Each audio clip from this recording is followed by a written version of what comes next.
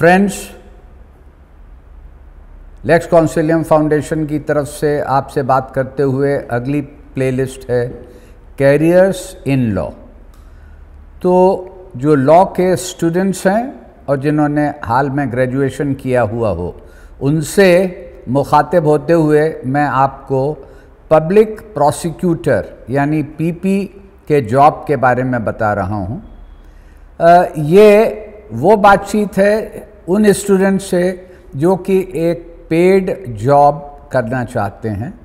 तो public prosecutor वास्तव में गवर्नमेंट लॉयर्स होते हैं जो कि फौजदारी या क्रिमिनल का केस काम करते हैं और क्रिमिनल के काम से संबंधित रखने वाला ट्रायल स्टेज पर, उसके बाद अपील और अन्य कुछ भी काम हो वो सरकार की तरफ से करते हैं। ये ट्रायल कोर्ट में, डिस्ट्रिक्ट कोर्ट में होते हैं। इनका अपनी हायरकी है जिसमें ऊंची पोस्ट बढ़ती है। सबसे पहले असिस्टेंट पब्लिक प्रोसिक्यूटर, उसके बाद additional public prosecutor, special public prosecutor और फिर चीफ पब्लिक प्रोसिक्यूटर और अंत में पूरे राज्य के स्तर पर एक डायरेक्टर ऑफ पब्लिक प्रोसिक्यूटर होता है। ये हर राज्य में राज्य सरकार के द्वारा और केंद्र सरकार के लिए केंद्र की जो सरकार सेंट्रल गवर्नमेंट है उनके द्वारा अपॉइंट किए जाते हैं और इनके संबंध में क्रिमिनल प्रोसीजर कोड में सेक्शन 24 में डिस्क्रिप्शन दिया हुआ है, प्राविधान है। और जो लॉ के स्टूडेंट हैं जिन्होंने डिग्री हासिल कर ली है, ग्रेजुएट हो गए हैं और जिनको कम से कम 3 वर्ष का, कुछ राज्यों में 5 वर्ष का अनुभव है प्रैक्टिस करते हुए, वो इनके लिए एग्ज़ामिनेशन होता है, उस परीक्षा में बैठ सकते हैं। और यदि आपका अनुभव प्रैक्टिस का बतौर एडवोकेट 7 वर्ष का है तो बहुत राज्यों में सीधे पब्लिक प्रोसिक्यूटर भी अपॉइंट किए जाते हैं। इसके लिए जो आयु की सीमा है वो 30 वर्ष है, कुछ राज्यों में 35 वर्ष है और 30 और 35 से शुरू होकर के 45 वर्ष तक की मैक्सिमम अधिकतम आयु सीमा है जिसमें कि आप इस परीक्षा में बैठ सकते हैं।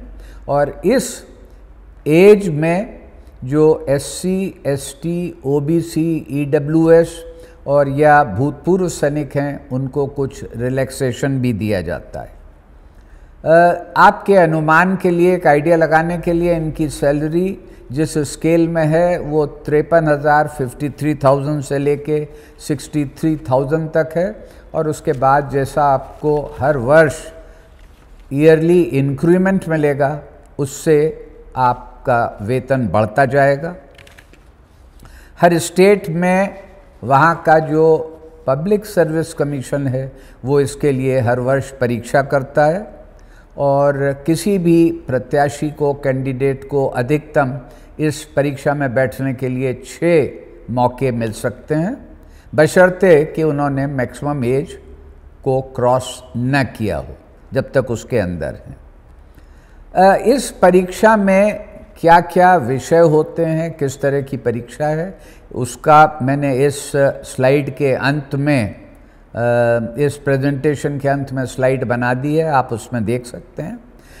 मोटे तौर पर मैं ये कहना चाहूँगा कि law of crime, criminal procedure code, prevention of corruption act, domestic violence act, juvenile justice act, official secret act और साइबर लॉ का ज्ञान आवश्यक है।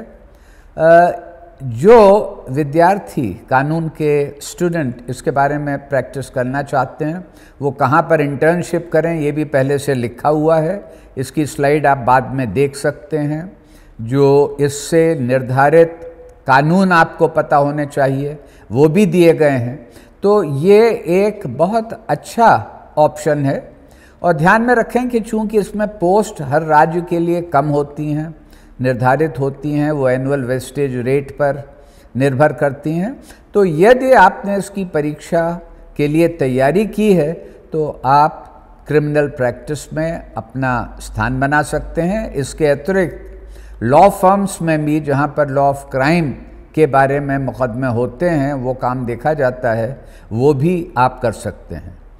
तो मेरे फ्रेंड्स, आप लोग ध्यान रखें कि कैरियर्स इन लॉ में पब्लिक प्रोसिक्यूटर की परीक्षा के द्वारा गवर्नमेंट एडवोकेट के रूप में सर्विस करने का एक बहुत अच्छा अनुभव है। और पब्लिक प्रोसिक्यूटर्स की ज़रूरत न केवल डिस्ट्रिक्ट लेवल पर नॉर्मल क्राइम्स के लिए होती है, लेकिन जो स्पेशल मुकदमे हैं जैसे official secret act, CBI court, children court, family courts, उन सब में भी पब्लिक प्रोसिक्यूटर की आवश्यकता होती है। तो इसके बारे में मुझे उम्मीद है कि ये जानकारी आपके लिए लाभप्रद हासिल होगी।